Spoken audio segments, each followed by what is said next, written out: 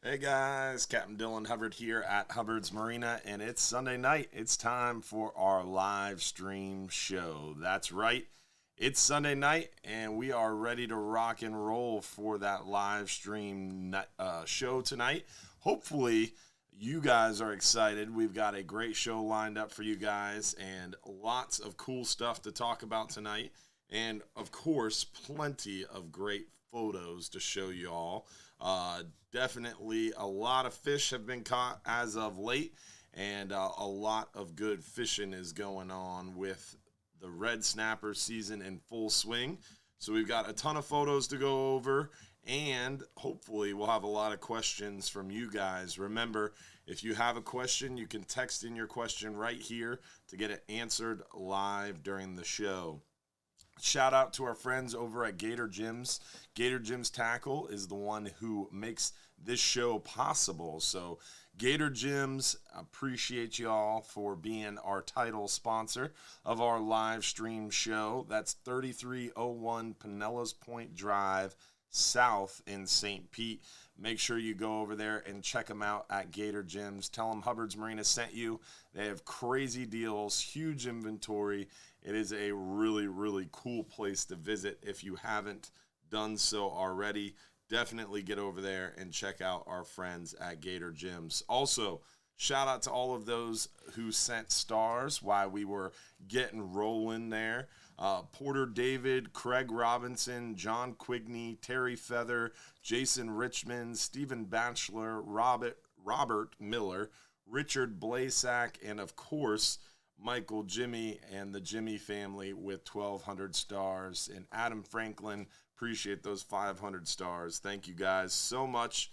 Your stars also are the fuel behind our live show, helps us to do more great stuff with the studio and all our cool stuff. We just got some new lights that we needed badly. Some lights burnt out on us, and it was making for a darker image. Now Josh has got these super fancy LED lights, and I just looked at it. Now I can't see. They're super, super bright. Robert Holzhauser, appreciate those 1,000 stars. Larry White, Michelle Johns, appreciate y'all. Thank you so much. If you're not watching on Facebook, stars are just a way for you guys to show your support when you're watching through our Facebook stream, and it's a huge help, and it helps fuel the live show. Also, don't forget to comment and let us know where you're watching from. Don't forget to give the video a thumbs up for us. Follow us on Trovo, Twitch, Facebook, Instagram, YouTube, all those places we're streaming live tonight's show. Also, don't forget, if you're watching on Facebook, share the stream with your favorite fishing club on your timeline. Tag your friends. If you're watching on Instagram, don't forget to like our page. And if you want, you can hop to Instagram.com on your phone, and you can watch from the browser on your phone. And when you do that, you can actually turn your phone sideways, and you'll be able to see the full screen. Instead of watching on the Instagram app, you're only seeing the very middle of the screen. So keep that in mind if you're watching on Instagram. Also, don't forget on YouTube to subscribe to our channel. We've got that really cool new webcam on YouTube. If you haven't seen it yet, you're missing out. It's also on our website. If you go to hubbardsmarina.com and then hop over there to info, you can click webcam and you'll see the 3 webcams. Now we have 3 webcams, and the new one is really cool if you haven't seen it yet.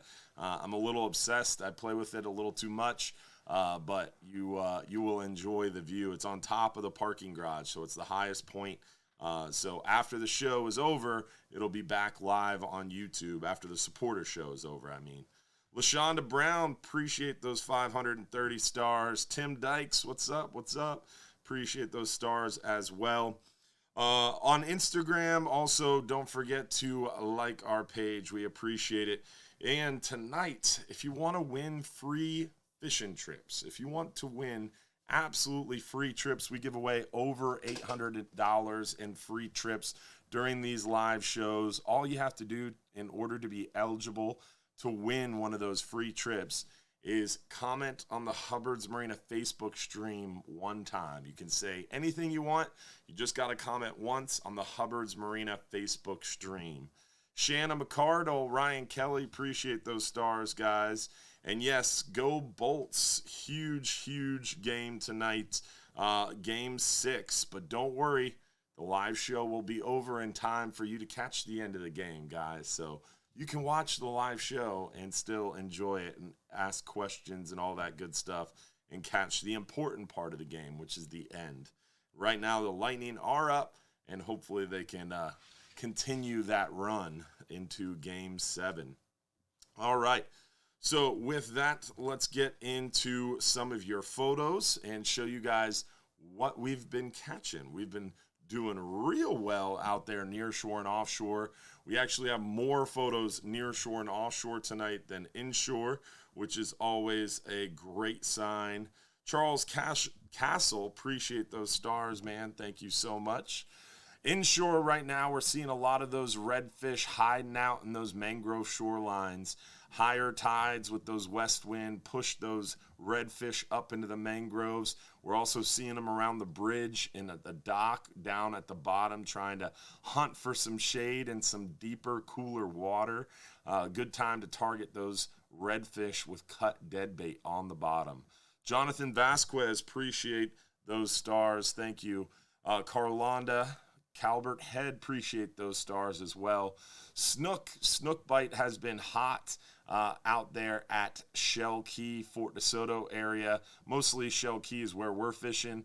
This one right here was on the west side of Shell Key. The beaches have held the snook pretty darn well during the day. So it's a good time to get out there and target those snook around the beaches during the day. Also, plenty of fish still moving around the flats. The beaches at night are, not the beaches, the passes at night are choked with snook. A lot of snook are actively feeding around bridge lights, dock lights at night. Craig Robinson, appreciate those stars, buddy. These are all from the Johns Pass, Clearwater Pass, Blinds Pass area. Lots of big snook ready to go at night. I hooked a nice small snook this morning, landed it. It was nothing really to write home about, so I didn't take any photos with it, but the snook are so thick at the pass right now. When we got down there this morning, 39-hour boat was coming in. Snook were feeding everywhere in the slip for the Florida. Casted out a shrimp, and they wanted nothing to do with it. Unfortunately, right now, around July 4th, shrimp start getting small, and the small shrimp, the snook didn't want anything to do with them. They wouldn't even look at them. Finally found a bigger shrimp, and I could tell like the small to medium snook were super keyed in on it, and they were ready to eat, but I didn't want one of those. And that spot, when you hook a snook and it fights and jumps, it shuts down the bite. They're done. Nothing else is going to bite. So I didn't want to waste my one chance on a small snook. So then I switched to a pinfish. None of them would even look at a pinfish. And then I switched over to a bigger shrimp. Finally caught a small snook, but again, nothing to write home about. But as I'm doing all this, pass crabs are floating through, and a monster snook comes racing out from underneath the dinner boat all the way across the slip and slams this huge pass crab. And he bit it 4 times just to be able to get that crab down. It was pretty cool just watching this snook just basically like Shark Week when the great whites are coming up on the seals. That's how this snook was with that big pass crab. It was pretty cool to watch. Tarpon too, seeing a lot of those juvenile tarpon around bridge lights, dock lights at night. During the day, a lot of those tarpon are on the beaches and around local bridges. We're going to talk to Capt Mike here in a little bit, and I'm sure he'll be filling us in more too. Some big trout on the beaches around our jetties. Good time to get out there and try to target those trout on the Johns Pass jetty, but you got to do it early in the morning before it starts getting too bright out there and too many people moving around, and it warms up. Then it makes it a little bit more difficult to get those trout going. Snook, some people like eating snook. I don't eat a lot of snook, but they are good eating as long as you remove the bloodline.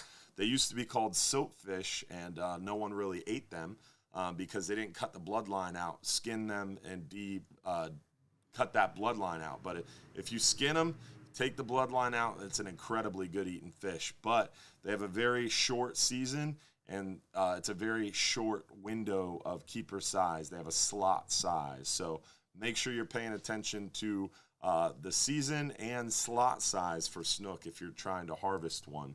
It can get a little tricky, but they are good eating.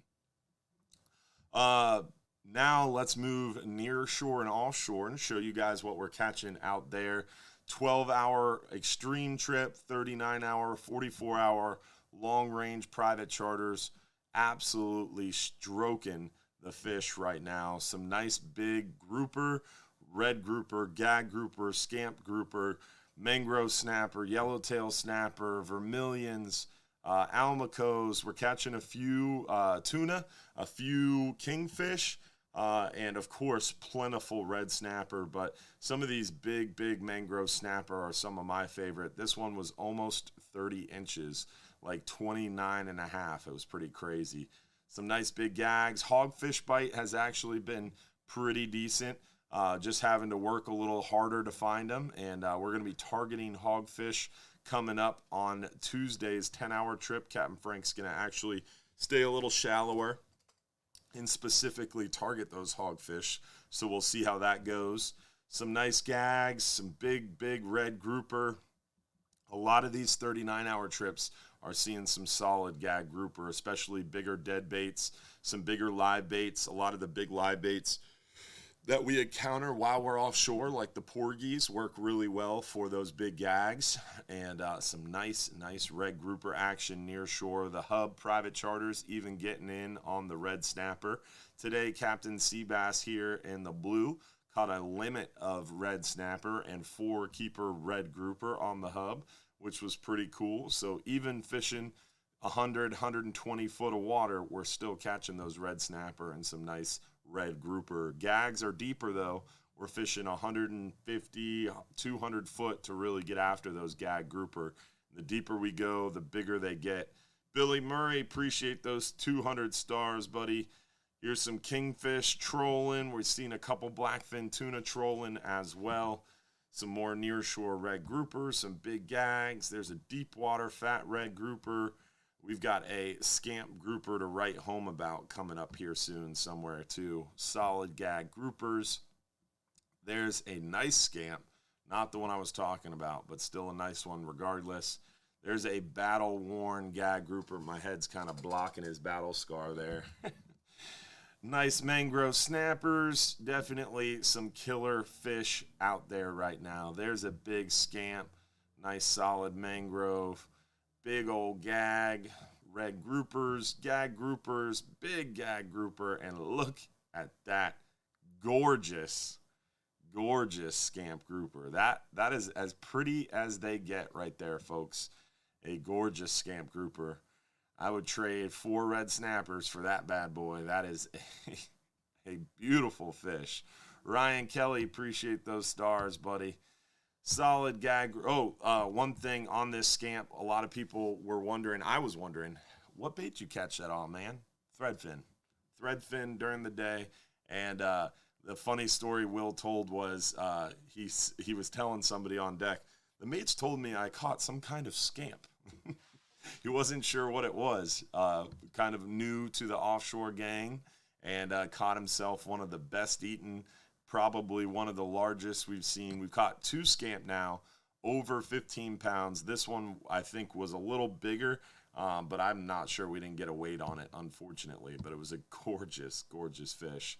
Stud mangroves, definitely seeing a lot of them. There's one of those blackfin tuna I was talking about. We got one a little bigger than this too, but didn't get a good photo of that bigger one. This guy was caught on a redhead white body Rapala X-Rap Magnum 30, I believe. Either a 20 or 30, I forget.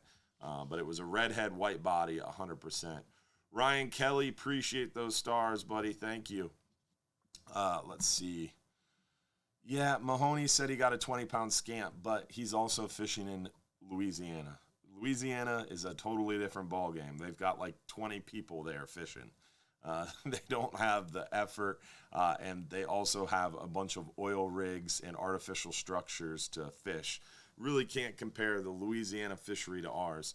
One cool thing, unique thing about Louisiana is you go there and their charter rates are the same as ours. Louisiana and Texas does this. It blows my mind. I was just at a National Marine Fisheries meeting, and they were talking all about this with the Florida guys. Literally, we charge $75 for a 5-hour half day. A 4-hour trip in Destin, Florida, in the Panhandle is $125. Our $75 5-hour trip compared to $125 for a 4-hour trip in Destin. You go over a little bit further into Louisiana, it's $1,500 for a 10-hour private charter. Our 10-hour charter on the hub is $1,400. But the kicker is when you get back from that $1,500 charter, they take you to the fuel dock. They fuel up that boat and they hand you the bill. You got to pay charter plus fuel. That's what they call it, charter plus fuel. And there's still a gratuity that is, of course, generally given as well. So you got $1,500 plus the fuel bill plus gratuity compared to $1,400 for a 10-hour trip here. Pretty crazy. It's a totally different fishery as you move around the Gulf. It gets more and more expensive. Fort Lauderdale, $40 for a 4-hour. It's because you're drift fishing typically for a couple of mackerel. It's a different fishery. Everywhere's a little different, but it's crazy how much more expensive it is once you start getting into the Panhandle, Northern Gulf. Texas is crazy. Texas and Louisiana. Pretty interesting. I diverted there, guys. Sorry.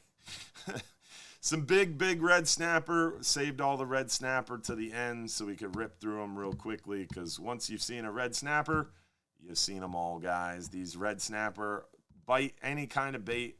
It doesn't matter what you're using. Dead bait, live bait, anything at all. Red snapper are really easy to catch. Hey, what happened? I lost control. Did I do that? Can you forward it one? Did I hit the wrong button and delete the photo? Yeah. Classic. Josh, can you pull that out of the recycle bin for me? Oh, there it is. I don't know what that was. So smart. That's why he's in charge of the show. So here is our slow pitch jigging dates for the remainder of 2022. We've got a 12-hour extreme trip, Monday, August 29th, 12-hour extreme, September 20th. Another 12-hour October 18th, and then 12-hour November 29th and December 13th. This one is a special one, 39-hour trip, November 13th. That is all slow pitch jigging, only slow pitch jigging, no bait, no live bait, no dead bait. We're just bringing jigs with us. It's going to be a really interesting trip. We're only going to take 20 or 22 anglers. And Joe Vito, who goes fishing with us all the time, most of you guys who do those slow pitch jigging trips know Joe, because he's the founder of Slow Pitch Jigging America on Facebook, his Facebook group. And he does all our slow pitch jigging trips. He has actually talked to a bunch of different companies and got a crazy amount of gear donated. Rod, jigs, shirts, hats, a lot of different swag items that are all going to be given away during that 39-hour trip, November 13th.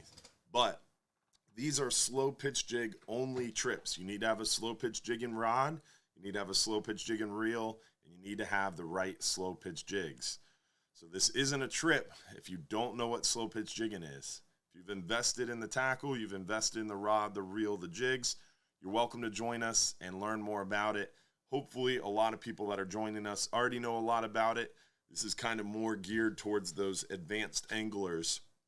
And we're going out there just to jig fish for 12 hours on those 12-hour extreme trips, or that 39 hours. So super unique opportunity for those of you who are into slow pitch jigging. Now you can do it for the entire trip. Pretty cool. Jason Richmond, appreciate those 200 stars. D Beers, appreciate those 200 stars. Thank you guys so much. So we've gone through the photos. It's time to give away our first free trip of the night. We're going to give away a 10-hour all day for 2 guests. 10-hour all day for 2 guests. Let's see who the lucky winner is. The 10-hour all day for 2 guests. David Biskine. Appreciate you watching, David. Congratulations from Naples, Florida. I was just down in Naples for a National Marine Fisheries meeting. I guess not quite Naples. I was in Cape Coral, North Fort Myers area for that National Marine Fisheries meeting. It was eventful, to say the least, unfortunately. But it was some good food down there. I found a Mexican joint that had very nice tequila and of course, salsa and tacos. They serve food there, too. Imagine that. All right, let's see what else we got. We showed you what we're catching. We gave away our first free trip of the night. The next thing is let's get into your questions and see what questions you guys have for us.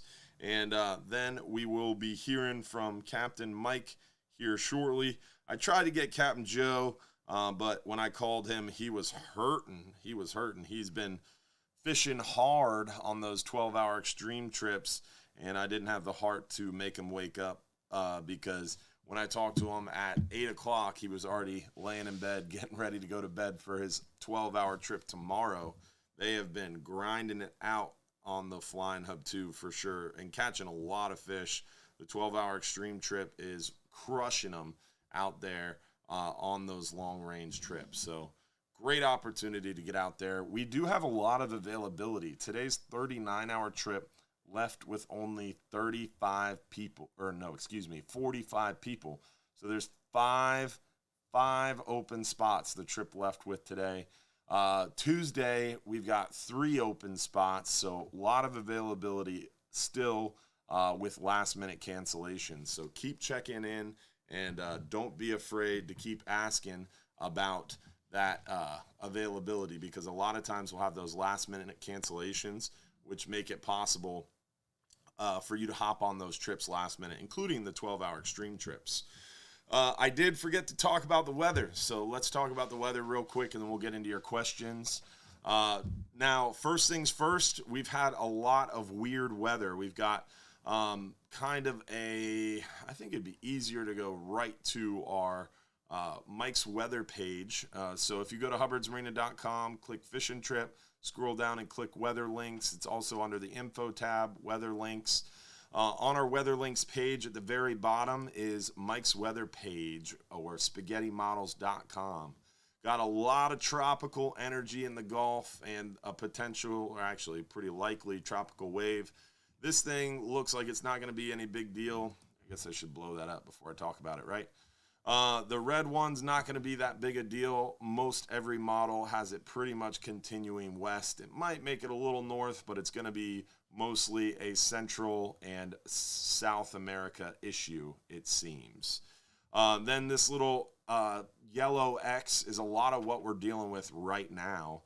That's going to start making its way west because the high pressure is going to be pushing down, and that pushes it out of our area. So it's kind of important to kind of set the stage for what we're looking at weather-wise. Let's see. There's a national radar here. So this is that front. Let's see if we can zoom in a little bit. Yep. So this is that frontal boundary. It's going to kind of sneak out here in the Gulf. And a lot of this energy that's over the state and that's been over the Gulf is coming from that. And basically it's going to drift out here in the Gulf and drift west. At least that's the current modeling and the current thinking. So scroll down to our prog charts. This is the area right here that I check every single day. Just right. Yep. This map right here. No. The map just on this side of me, that map. And then I could never be a weatherman, obviously. And then the 3 maps above it. Those things I check every single day. It's in that right-hand column. This, I guess, third from the left. 1 second over from the middle. The right middle column, if you scroll down, it's right in here. These are called prog charts. So this lets me know kind of what I'm looking at. So this is today's forecast. We've got a frontal boundary here and another frontal boundary here. And then we've got these high pressures. And that high pressure is going to start sliding down and break this bad weather that's sitting on top of us. This is tomorrow's. You can see that frontal boundary is moving off the state and going back into the Gulf, which is good, getting away from us.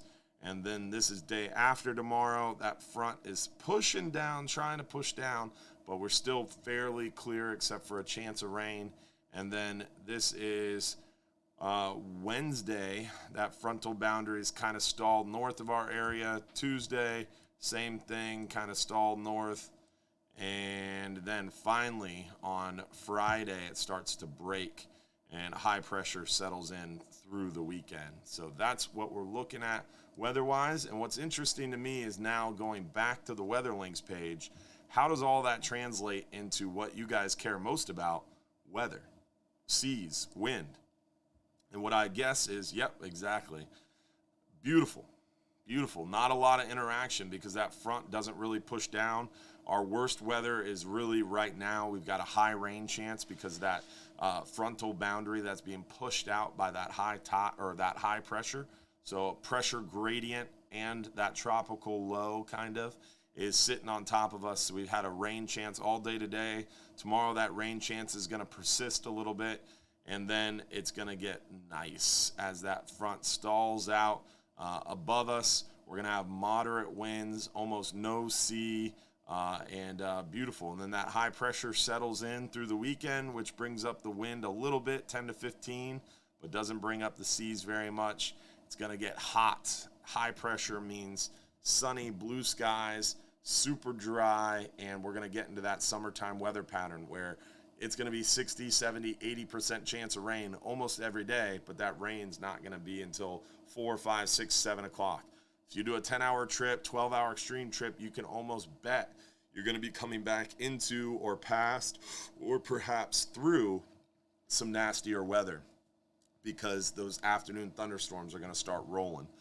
And it's going to get hot over the weekend. Sunny blue skies means dry and a lot of heat, and then afternoon showers. D. Beers, appreciate those 500 stars. Jess Snyder, appreciate you. Garrett Roberts, Craig Robinson, thanks for the stars, y'all, while we were talking weather. All right, now it's time for your questions. Let's see what questions you guys have. You want to read out the first one, Josh? Doesn't have a mic still. All right. How much is a slow pitch jigging trip in November? All the 12-hour extreme trips are just that, 12-hour extreme trips. They're 12-hour extreme prices. The 39-hour trip is the 39-hour price. It's $449. This year, we're not charging more for those slow pitch jigging trips. This is the first year we've done them, just kind of getting our groove. And right now, I'm kind of treating them as just fun trips for myself. And I've gone on every single one so far. And we're experimenting, having some fun with a new style of fishing. Next year, if we continue to do them, we will probably have to charge a little bit more for them just because we're limiting the load. Like on the extreme trip, normally we take 16. On these slow pitch jigging trips, we've only been taking 11. And then on the 39-hour trip, we normally take 50. We're only going to take about 22. So super limited load. So because of that, we're going to have to charge a little bit more. Fritz asked, do you know the dates that the 10-hour trips are going to start on the hub? A lot of people have been asking that, but no, we do not know those dates as of yet. We're still working on dry dock schedule, which is kind of bouncing around because of some projects that we want to get done on the Florida. We're talking now about installing Starlink. We're redoing our AC systems, and we're redoing all the electronics. We're going fully Garmin. We're going to hopefully get that side scan Garmin stuff installed. It's pretty exciting. We're going to have some fancy new electronics on the Florida Fisherman and a brand new air conditioning system. Top bottom, forward and aft in the main deck. So gonna be cold and gonna be nice and new electronics. So we're excited about that. Let's see, what other questions do we have? Where is Iguana? Where are you at? What? Was I at Iguana Mia? I don't know what Iguana Mia is. Today I worked all day long and went home for an hour and came here. So I was not at a place called Iguana Mia. But my dad has a Hubbard's Marina wrap truck, so you might be getting him and I confused. The new live cam is awesome. You guys did a great job with it. Are you guys also going to put the dock cam on YouTube? First of all, appreciate it. Unfortunately, you can only stream live to YouTube from one camera. So if we have the dock cam on YouTube, we wouldn't be able to put the new webcam on YouTube. We put the new webcam on YouTube, we can't stream the dock cam. The dock cam is pretty cool when boats are coming in and unloading fish, but outside of those 60 to 80 minutes a day, there's not really much going on the dock cam. So the dock cam is still streaming. You can still find it if you go to our website. And on our website, you can go to info. Under the info tab on our website, you can scroll down to webcams. And on the webcam page, you've got the John's Pass camera, which you can click on that, and it's going to show you the EarthCam feed of the webcam when... Oh, it is up. It's just not up on YouTube. The cool part about watching this on our website instead of on YouTube is on EarthCam, you can zoom in. So you can actually zoom in yourself on EarthCam. It's pretty cool. So whatever view we're showing you, you can actually zoom in yourself while watching on our website. Then back to the webcam page, you can watch the new John's Pass camera on our website or on our YouTube channel. Then for the fishing boat unloading, this is the dock cam. So you can click on this, and it's going to show you the dock cam image. You can still zoom in and out on this too, but it's just not streaming to YouTube. So you can still watch the dock cam. You can still check it out. It's just not streaming to YouTube. And then, of course, we have the big fish weigh-in camera, which shows you where we weigh in the fish. And sometimes you just got to refresh them or Control F5 and clear your cache, and it'll get those cameras rolling. Not the best quality like it is on YouTube, but we want to put the best camera that we possibly can out there, and I really feel the new camera is super cool. So we're playing that for a while. Let's see what other questions we have. Any word of new snapper regulations? No, the Gulf Council meeting had a lot of negative information, but nothing about red snapper. They actually voted to increase the red snapper catch levels yet again. So lots of increases for red snapper. That's about it on the snapper front. We are seeing the gag grouper in 2023. We're going to see about 70 days of gag grouper season, September 1st through November 10th, which kind of really stinks because September, they're not really biting well. Early October, they're not really biting well. Once the cold fronts start, they get excited and they start biting really well for us. But that might not be until mid to late October, so we might really only have 2-3 weeks of really good gag grouper fishing in 2023. Whereas this year, 2022, we'll have gag grouper open from June 1st, which is already passed. So from today until the end of the year, gag grouper are open this year. Next year, gag grouper are only going to be open September 1st through November 10th. Amberjack, they're supposed to open August 1st. They're not going to open until September 1st this year. They're going to close end of October, and they're not going to open again until potentially September 2023. So you're only going to have 2 months out of the next 12 months to target amberjack. So if you want an amberjack, definitely want to make sure you get out there September and October of this year to get out and try to catch one of those amberjack. Then gag grouper, like I said, nothing, no change this year. Next year, only September 1st through November 10th. Then red grouper are probably going to close sometime late July into early September sometime. They didn't tell us when, but they said it's going to happen soon. So red grouper closing soon. Gag grouper this year are unchanged. Next year they're going to be short. This year only September and October for amberjack. So those are the big three things that came out of this golf council meeting. And we did a 10-minute video today illustrating a lot about that. So hopefully you guys got that video and you were able to pull out all that information from the video. And you don't have any more questions on it. But if you do, feel free. And keep in mind, guys, if you do have a question, you have to text us your question. If you comment your question in Facebook or YouTube, they go by really fast because of the speed of the comments, and we don't get to see them very quickly. Because we have YouTube comments, Twitch, Trovo, and Facebook, so the comments are flying by. We don't get to really see every comment. So if you have a question that you want to make sure you have answered, gotta text us your question to this phone number.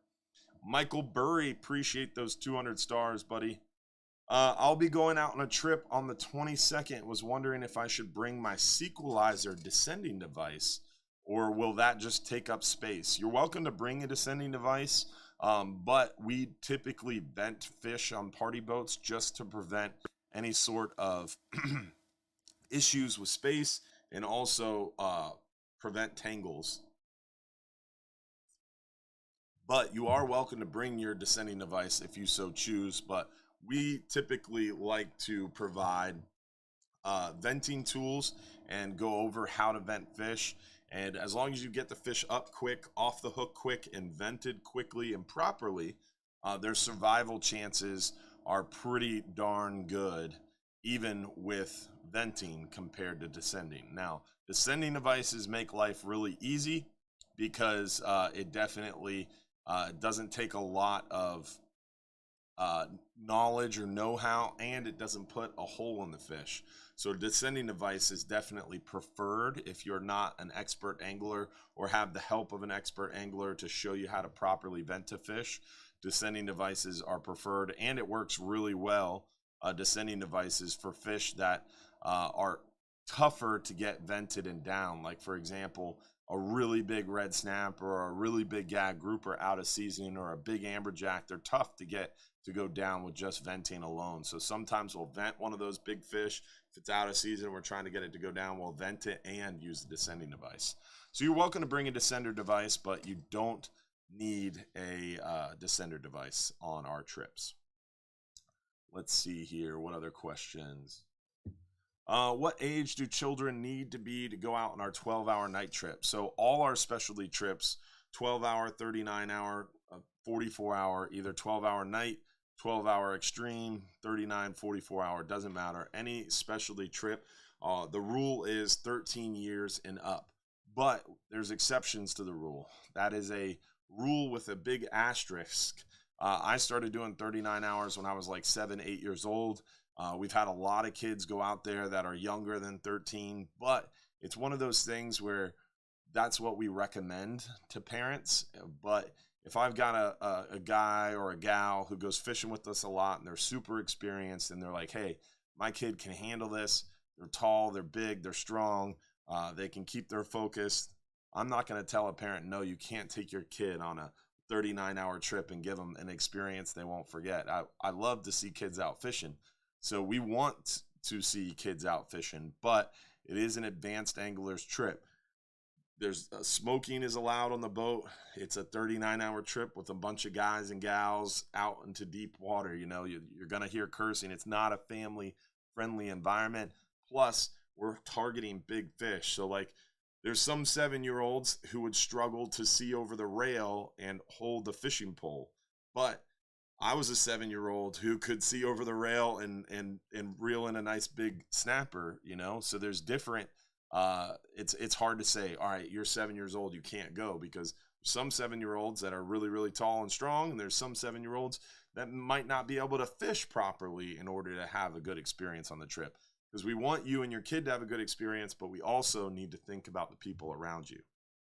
So to answer your question, how old does your kid need to be to go out on that 12-hour night snapper trip? How old do you think they need to be? Are they tall enough? Are they strong enough? Do you think you can keep them up all night long without sleep, and they're not going to affect the quality of the trip for people around them? You think you can pull that off? You're welcome to try it, but we'd like them to do at least a 5-hour half day or a 39-hour trip, a 5-hour half day or a 10-hour all day, or maybe 2 10-hour all days before you jump right into a 12-hour night trips. So I know, Larry White, you're lying on that one, because I've heard bad words on a 39-hour trip, and I like my father, turn into a little different person offshore. The prim proper professionalism that I try to emulate onshore definitely gets further and further removed the further offshore I go. All right, let's see here. What other questions do you have? I'm going out on a 10-hour party boat trip on July 3rd. What is the best well-round braid poundage, top shot pound, and length? So if I was going out on a 10-hour all-day trip, I would be bringing 2 rods. One 4000 series spinning reel with 20-30 pound braid on a like 17 to 20 pound class rod. And I would have that, like I said, 20-30 pound braid, about a 30 pound top shot leader, basically. So a line to line knot, in about maybe 15 feet or 20 feet of 30 pound fluorocarbon or mono, and then a 1 ounce lead on that piece of mono, and then a 3 to 4/0 hook rigged like a knocker rig. That's how I would start a 10-hour trip. That would be my lighter rod.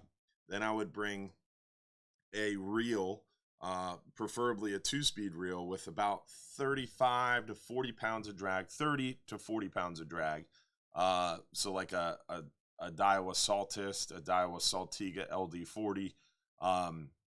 And then I would have that paired with like a 20 to 40, maybe 30 to 50 class rod. Around 40 to 50 pound mono. Mono would work fine on your conventional, or you could go braided line with about a 20-foot piece of top shot, and then I would use about a 3 to 4 ounce lead there, 4 to 5 foot leader, and maybe double snelled 4/0 or 5/0 hooks. And I'd be using the conventional reel with whole thread fins with the tail cut, or a head and the tail cut on a thread fin. I'd be using the spinning rod for small chunks of thread fin, cubes of squid, or live shrimp for hogfish, lane snapper, and mangroves. That's what I would set up to go on a 10-hour trip, which is all outlined on the website page. All those tackle recommendations on our website page, I personally wrote myself, and Josh is rebuilding the website right now, or in the process of it. And we're going to be working through and rewording and elaborating on, as much as Josh will let me, tackle suggestions and other things too. So we're adding a lot to the website, so stay tuned there. Time to give away another free trip. We're going to give away which one do we do first? 10-hour? All right, we're going to give away a 5-hour half day for the next free trip. And we're going to give away a t-shirt after that. Then we're going to give away our 39-hour at the end of the show. So 5-hour half day for 2 guests. Let's see who the lucky winner is. 5-hour half day, Jeff Reicher from Lake Worth, Florida. Jeff Reicher, congratulations on that 5-hour half day for 2 guests. GoPros being discussed a lot in the comments. Everybody's bringing up GoPros. You can bring a GoPro on our trips, but we'd rather you didn't. The older GoPros are one thing that don't have GPS. The newer GoPros, most of them have GPS. I personally have 6 GoPro Hero 10s, and we have 2 GoPro Hero 8s. So if you want to bring a GoPro on a fishing trip, take mine. I'll give you a GoPro Hero 10 case. You're welcome to bring it on a trip with us. You're welcome to film as much as you want. I'll send you the footage, and then we can make sure GPS devices are not going on the boat. So GoPros are allowed, yes, just because it hasn't become an issue yet, but I don't like it. If we're going to let GoPros on the boat, we might as well let cell phones on the boat. And to me, the not letting cell phones go on the boat is a challenge, because we want people to take a lot of photos and videos and stories and share them on Instagram, Facebook, YouTube, all that good stuff, and tag us. But we don't allow them to, because we're worried about the GPS locations and preserving our livelihood and the way we feed our family. GoPros have GPS, so it's very easy for people to be dishonest, and it's very tricky for that reason. So I would rather you not bring GoPros, and I would rather you just use ours, and I'll let you borrow ours, and they're brand new, and they have huge memory cards. I was telling Josh, I got new 512 gigabyte cards. You can literally, and the Enduro batteries, so you can literally film for, I think it was 17 hours with the battery, and the memory card is good for 21 hours. It's pretty crazy. It's pretty nuts. So we have tons of GoPros that work just fine. If you want to bring a GoPro, borrow mine. All right, what's next? Another question. Yeah, I don't know if that's meant for the show, is it? I don't know if that's meant for the show. Tanya Holt, was your question meant for the show? If it was, send us another message. Let's see, what other questions do we have? Will they go back to the regular gag grouper season in 2024, or will the 2023 season be extended out? Great question, Christopher Hammer. So the reason 2023 gag grouper is only going to be September 1st through November 10th is because of an interim rule that the agency is putting into place. But the Gulf Council is working on a plan amendment to adjust gag grouper catch levels, allocation, and season, and potentially bag limit. So 2024 will most likely be different from 2023, but I don't know how much better it's going to be. I wouldn't have a lot of hope that it's going to go back. It's definitely not going to go back to normal in 2024, but we're going to push to hopefully get it back to somewhat of a normal state, but definitely not back to 6 months right away. We're going to push for an interim analysis, get the data updated on gag grouper, bring it back to hopefully a more real-time view of the science, and then hopefully that'll help improve the outlook on the fishery, and we'll be able to push for longer seasons and extended access. But who knows? Hurry up and wait to answer that question. Will the slow pitch jigging trips be on the website? They will be on our new website, but no, the recommended setups, recommended tackle, none of that's going to be on the website right away, because they're meant for advanced angler trips. Like I said, right now we're running them at the same price as our normal trips. We're kind of getting our feet under us. I'm using them as my fun trips, so they're not one of those trips where we really are catering to entry-level slow pitch jigging anglers. You can go out there and you can learn a lot by watching everybody else on the boat, but it's not one of those trips where we're going to have 10 pages of slow pitch jigging information, so that way you can get on there and never have slow pitch jigged ever and really be successful, because you're not. It takes a lot to learn it. I mean, my first trip, I was blessed to have 3 super experienced slow pitch jig fishermen around me, and I got lucky catching a few nice fish, but it's definitely not an easy thing to get the hang of right away, and it can go extremely wrong extremely quickly. And we've already had we've done 4 or 5 of these trips so far, and I think 75% of them I've had at least one person call me after, like, that was the worst trip ever, I had a terrible experience, and that was the person who brought the wrong rod, the wrong reel, and the wrong stuff on the boat. So if you don't have a slow pitch jigging rod, a slow pitch jigging reel, and slow pitch jigs, you're not going to have as good of an experience. and it's not going to be a quality time. So just keep doing the normal trips. If you want to start slow pitch jigging, talk to me in the shop. I can show you the jigs, I can show you the rods, I can show you the reels, and you can go out on a normal trip and still slow pitch jig. And then if you don't like it or you're not really into it, then you don't have to fully jump both feet into the water and do a slow pitch jig only trip and invest in all that tackle. Start slow, guys. Start on the shallow end. Try a 39-hour or 12-hour extreme and bring your bait tackle, or maybe bring a slow pitch setup if you want to invest in one.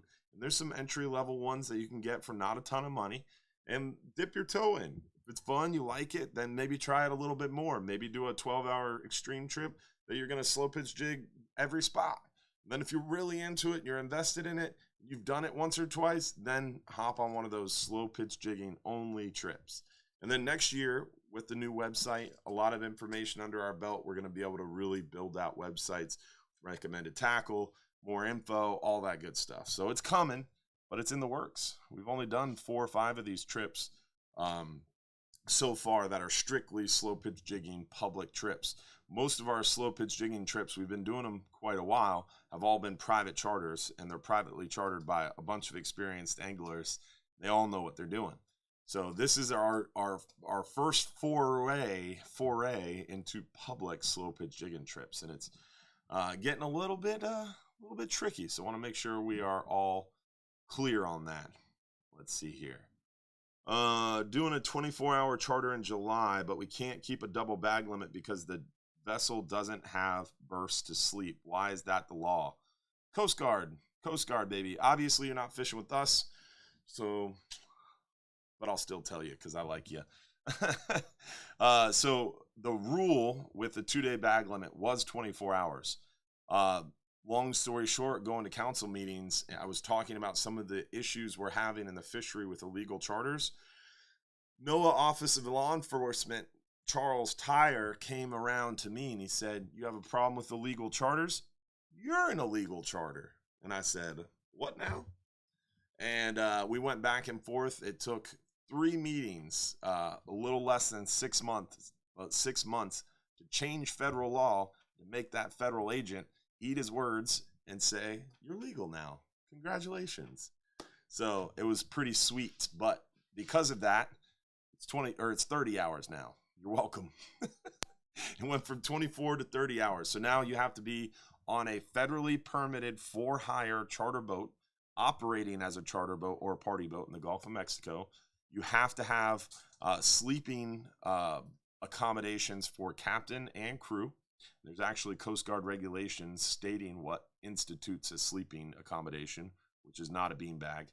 You have to have a receipt or some proof on board the vessel that it is a trip greater than 30 hours operating as a charter in the Gulf of Mexico.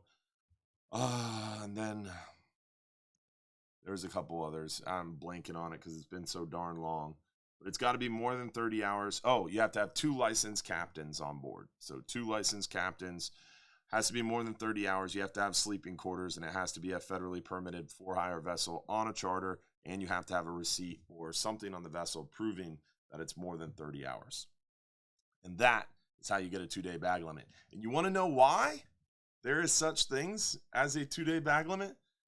In the research, when I was trying to get that law massage to make our charters that we've been doing since the 60s legal, you know why? In Refish Amendment 1, so Magnuson-Stevens Act, which manages fisheries, was passed in 1976. Refish Amendment 1, the first ever amendment for refish, was passed in 1988 when they instituted the Refish Fishery Management Plan, or FMP. There is handwritten accounts. Every council meeting is recorded.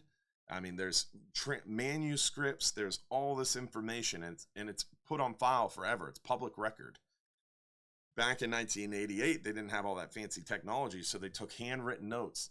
And in 1988, in Refish Amendment 1, the reason there's a 2-day bag limit in the Gulf of Mexico was thanks to the charter or the party boat out of Madeira Beach, Florida, in Johns Pass that operates a 32-hour trip.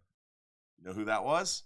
That was my grandfather. It's pretty cool. In 1988, in federal documentation, they literally made this whole 2-day bag limit because of Hubbard's Marina. because of our trips to the middle grounds. It's pretty darn cool to see in print during the research for that 2-day bag limit law. So to answer the questions why it's so weird and funky, because they literally made a law based around how we were prosecuting the fishery historically and how we still do it today. Pretty cool, right?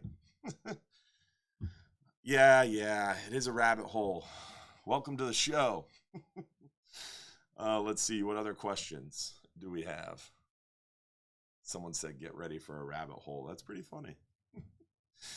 Can you use a slow pitch jigging rod and reel for conventional fishing also? You could, but wouldn't recommend it. It's really, a slow pitch jigging rod is super slow action. It's super whippy and soft. And the reason why is it loads and then recoils, and that's what gives your jig a lot of the action. On a bait fishing rod, you wouldn't want it to load and recoil that much. You'd want some backbone. So no, they wouldn't work for bottom fishing with bait generally. What will we got 5 minutes left. So let's give away a shirt before we answer our next question. So I think it was last week, right, Josh? Week before, we give away our Salinity shirts. Last week we forgot. We're back. So we've got a total of 3 Salinity shirts. One is like dark blue with the different baits. It's pretty cool. It's like what bait works for what fish. And then we've got an orange Salinity shirt.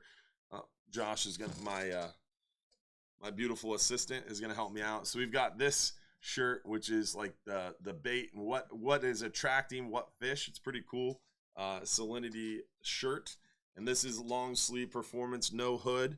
We've got an orange shirt, which is, I believe, a just crossing fishing poles snook shirt.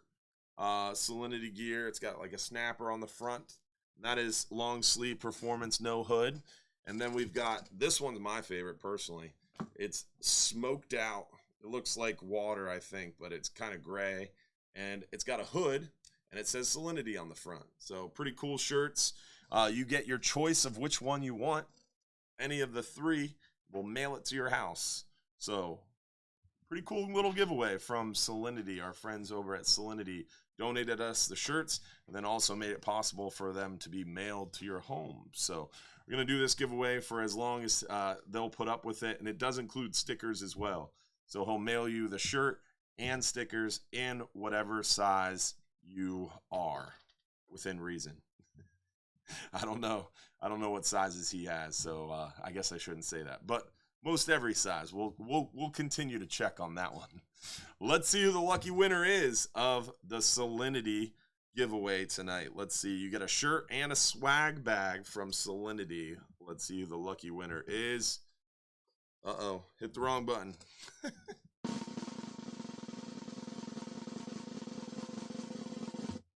Jeff Troop, congratulations. You got the Salinity swag bag. Just like the trips, you got to text us your full home address right there to that phone number, and we'll get that mailed out to your home. So congratulations, Jeff, on the Salinity swag bag. What will the future lead to with the future of grouper rules for Hubbard's Marina and for the future long-range trips? It's going to have a big effect.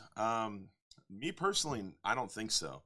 It has effect on people who think, oh, I can only fish during June and July because that's when red snapper season is open and we get full trips for one fish. I mean, that's one fish out of so many you can go catch. In January, February, March, April, those are my favorite times to fish. Boats are lighter. Weather is nice and cool. There's not as many people on the boat. We've got mangrove snapper, red grouper, triggerfish. There's always something out there to be caught. Vermilions, yellowtails. There's a lot of stuff out there to be caught. So I'm not worried about it, and it's good for the fish. If they're really worried about gag grouper, all right, restrict us for a year or 2 years, 3 years. Let's see what the fishery does. Gag grouper are already coming back. I'm confident we're going to be able to push for these interim analysis. We're going to see a spike, and they're going to slowly start raising those catch levels. They did it with red grouper. They restricted us on red grouper, and now they're slowly raising the catch levels again. Look at red snapper. Everybody dogs federal fishery management like, oh, they don't know what they're doing. They're trying to kill all fishermen. Look at red snapper. I mean, when I was a kid, we didn't catch a lot of red snapper. I didn't know what a red snapper was until I was like 14. Then all of a sudden, now we can't get away from them, and people complain we have too much of them. So, I mean, fisheries management does work in some aspects. A lot of it's broken. We do have a lot of problems, and we still are. There's still a lot to be worked for, but it does. The system does work, and we err on the side of caution in conservation. We have sustainable access through accountability is huge. That's why we have the Sea Fire program. We have to hail out. We have to report what we caught before we offload fish. We have vessel monitoring systems. So make an accountable, sustainable, equitable fishery. That's what we're working for. So, yeah, it's going to hurt in the short term with these short seasons and lower access, but we're going to have times to go out there and target those fish, and hopefully we'll continue to be able to spread them out. All right, so June and July, we have red snapper. Then September and October, we have amberjack. Then September through November, we have gags. January through like January through like September, October, November, we have red grouper. We have mangrove snapper all year, yellowtail snapper all year, vermilion snapper, porgies, almacos all year long. So there's always something to be caught.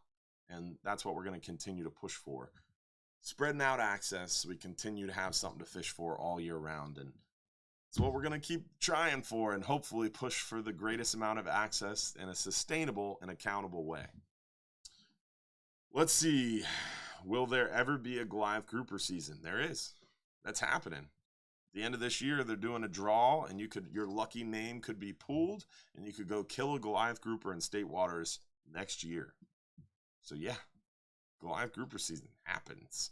That's on and popping. The FWC did it, and at this last Gulf Council meeting, the feds are starting a work group to potentially open Goliath grouper in federal waters too. The state of Florida is pushing that pretty hard. So it's open. There's a state water limited entry season for Goliath grouper, and there's potentially talk of a federal water season as well, but it would probably be extremely limited lottery type system, just like they're doing in state waters. But they're working their way into gag grouper fishery once again.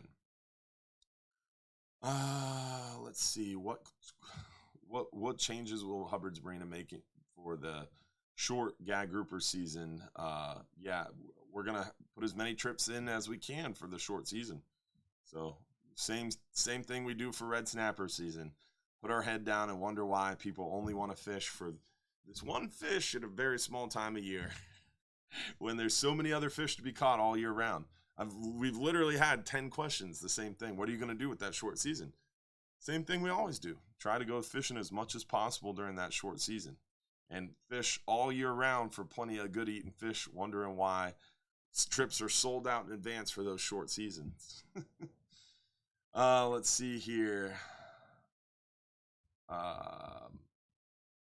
What other questions? What changes will be? Yeah, another question about what. Literally, how many questions is that? Asking the same thing. It's crazy. What does red grouper season look like? Red grouper season is supposed to be all year. So red grouper are supposed to be open January 1st through the end of the year, 12 months. But what happened with red grouper is they cut our catch levels down, and now they're starting to ramp them back up. Well, they cut our catch levels down, and they changed the currency in which the data is collected for private recreational fishermen. So they went from loading a truck with quota with a 5-pound average, or like it was a 3 or 4 pound average. Then it went to a 7-pound average. The fish got bigger because the population was getting healthier. So we had a bigger average size fish, and private recreational fishermen's data currency changed, and all of a sudden they're catching more. So now we're filling a truck instead of 3 or 4 pound bricks. Now we're filling it with 7-pound bricks. We're filling it a lot faster. So the quota gets hit quicker. That's why these early season red grouper closures are occurring. That's why red grouper is going to close before the end of this year. They're going to close before the end of this year because the quota is projected to be met. It's not that the season's closing. The quota is projected to be met. So for 2023, red grouper open January 1st. It'll be open until the quota is met. But Quota was met last year like August 26th. This year, it seems like it's going to be about that same path, maybe even a little sooner. So next year, we could potentially see the same thing, kind of like January through like August, September-ish. But the season is open all year. All right. We are out of time. We have a lot of good questions, though, and if you asked a question to the text line, we weren't able to answer it live. I'll try to go back through and answer them for you. But again, guys, keep in mind, we're going to keep fighting for our rights to fish in an accountable, sustainable way for private recreational fishermen, for-hire fishermen, and hopefully commercial fishermen. We can all work together. There's only one pie in the Gulf of Mexico. We all got to be able to take bites. Commercial fishermen bring fish to non-boat owning, non-fishing people. People of America need the opportunity to buy wild-caught seafood, right? The consumers of America that go to a restaurant in Atlanta, New York, Mississippi, they don't have a boat, they don't fish, but they want to try some grouper. They should have the opportunity, right? They have just as much right to the public resource as you and me. I agree with that. Hopefully you do too. So the commercial fishermen are there. Private recreational fishermen, you should have the right to go buy a boat and go offshore and fish federal waters, as long as you're doing it legally and accountably and sustainably. Me, charter boat fishing, I like taking people fishing, teaching people how to fish, and getting kids hooked on fishing. I should have the right to take non-boat owning private recreational fishermen fishing. Whether you buy your own boat or fish on my boat, or you fish on my boat and then buy your own boat, you're a recreational fisherman. You should be able to have access to that fishery just like the person who lives in New York who wants to eat a grouper sandwich. We all got to share in this pie of the fishery, and there's only so many pieces of that pie. You can only cut it up so many ways. So we all got to work together and hopefully provide sustainable, accountable access to our fishery and keep it going for generations. All right, with that, hopefully you'll join us for our next Bass Pro Shop seminar Sunday, July 24th, 2 p.m. Hopefully you'll join us for that. Supporters, join us for the supporter after show. We're going to start that up at 9:55 on our supporters group. If you're not a supporter, you can become one tonight. It's only $4.99 a month. It's a great way to get kind of more behind-the-scenes access, more communication, and a lot of fun stuff goes on in the supporters group. Plus, you get the supporters after show every week. You can become a supporter tonight at the top of our Hubbard's Marina Facebook page. Also, don't forget, this live show and all our live shows were brought to you by Gator Jim's Tackle. Check them out, 3301 Pinellas Point Drive South in St. Petersburg. Tell them Hubbard's Marina sent you. If you bring a young angler into Gator Jim's and tell them Hubbard's Marina sent you, you'll get a free gift for that young angler. Don't forget to check out Hubbard's Marina on TikTok, Pinterest, YouTube, Facebook, Snapchat, Nextdoor app, Fishbrain app, Waypoint TV, Trovo, and Twitch. Follow us on all our different social medias. Just look up Hubbard's Marina. Don't forget to give us a great review and a thumbs up and a like, and tell your friends. And hopefully we'll see you on the water soon. Don't forget, if you're too busy to go fishing, you're just too darn busy. Thanks for tuning in tonight. We'll see you next week for another episode of Off the Hook with Captain Hubbard. Y'all have a good night. Let's see who won our 39-hour trip. And then we're going to hop over to the supporters after show. If you're a supporter, don't forget to join us. If you're not a supporter, join us now. It's fun. After show. It's a little colorful. And it's more one-on-one. So join us for the after show. All right. 39-hour trip for one guest. $450 value goes to Barb Jones. Congratulations, Barb Jones. From Southern Illinois, you got 5 minutes or less to claim that free trip, Barb. Text us your full home address. The rest of you all, we'll see you soon. Don't forget, if you're too busy to go fishing, you're just too darn busy.